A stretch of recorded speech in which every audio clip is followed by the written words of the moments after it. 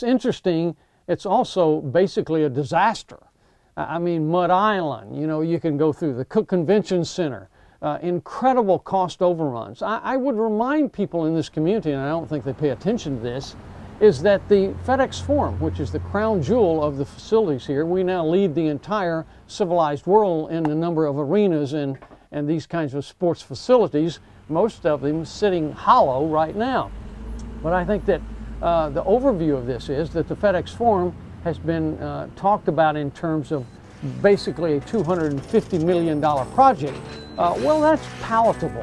What they don't know, or what they don't want to pay attention to, is the total cost of this once the bonds are retired, and that's $523 to $540 million.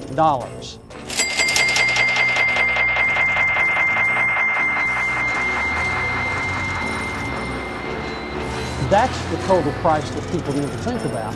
But it's been built, that's the developer's way.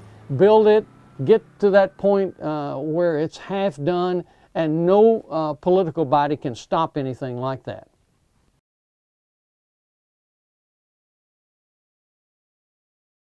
Well, it's sitting hollow right now.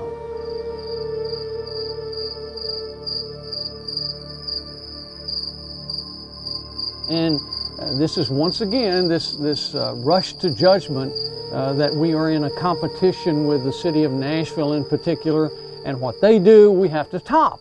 Well, that's the wrong idea about development in my opinion, but it's also what drives development, what drives politicians to support those developers, because they inevitably grease the palms of those that make these tough decisions, and that's the government bodies. The pyramid is costing an arm and a leg to this community now, simply because they can't get anything to fill it. Well, it was another grand idea to get the NBA here, and that didn't work. And it's just like the stadium renovation that we had with the Liberty Bowl Memorial Stadium to try to get the NFL here. That didn't work either. So, you know, you've got this grandiose view that is not very well thought out, and the bottom line at the end of the day is it's adding to the indebtedness of this city, and for the future of the city and those coming along behind us that's going to have to pay the tab. That's where the rub's going to come.